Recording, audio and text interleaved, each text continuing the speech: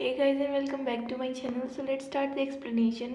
तो अब उसका मामला एकदम ठीक हो गया, वो सारी डिलीट कर दिया वीडियो। तो यहाँ पर ये पियानो बजा रही थी लेकिन ये कंसंट्रेट नहीं कर पाते, तो इस पे ये बोलता है ऐसा कि मैं तुम्हारे लिए कुछ ड्रिंक्स लेके आता हूँ, तुम चिंता मत करो। तो वो बोलती है कि पता नहीं मुझे क्या हो गया है, मैं अकेली होती हूँ तो ढंग से बजा पाती हूँ। तो फिर वो जाती है उसके साथ में, तो वो उससे सॉरी बोलती है कि मेरी वजह से तुम्हें इतनी प्रैक्टिस करनी पड़ी। तो वो उसको बोलता है थैंक यू, क्योंकि मुझे पहली बार मैंने अपने फ्रेंड के साथ में रिहर्स किया है।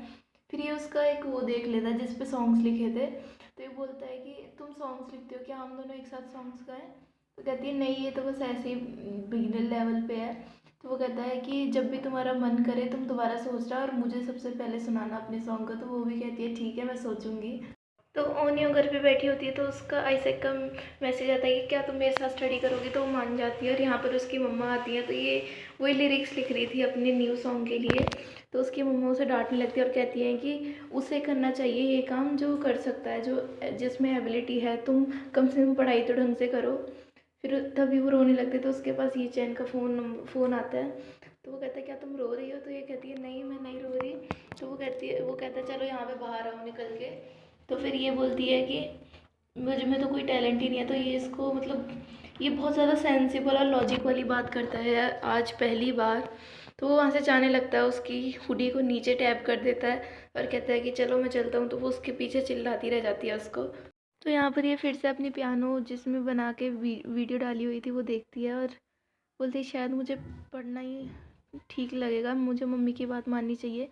लेकिन फिर नेक्स्ट सीन में जब वो ईचेन के पास जाती है, देखती है कि सारे फ्रेंड वो सॉरी आइसैक के पास जाती है पढ़ने के लिए। तो देखते सारे फ्रेंड्स हैं, तो वो सब अपने दोस्त को डांटने लगती है कि तुम यहाँ पे क्या कर रहे हो। तो यहाँ पर हमें पता लगता है इसने रात रात में फ्लो में बता दिया था कि वो पढ़ने जा रही है। तो वो भी ईचेन पीछे से उन दोनों को उठा के ले आया था।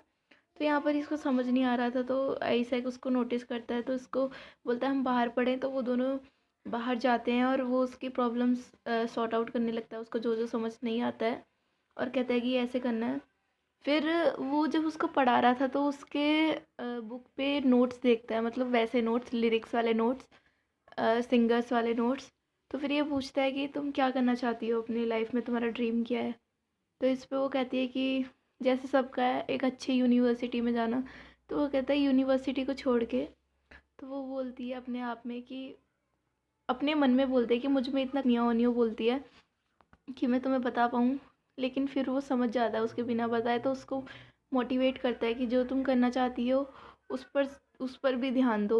ऐसा नहीं है कि हार्ड वर्क उन्हीं को नहीं करना पड़ता जिनमें एबिलिटीज़ हैं, सबको हार्ड वर्क करना पड़ता है, और जो हार्ड वर्क करता है वही सक्सेसफुल हो पाता है। तो गाइज़ ये बात आप पर भी लागू होती है और मुझ पर भी लागू होती है। तो नेक्स्ट सीन में ये सब पिज़्ज़ा खा रहे थे, और पिज़्ज़ा खाते खाते फिर आइसैक बोलता है कि मुझे प्लीज़ अपना पहला गाना सुनाना।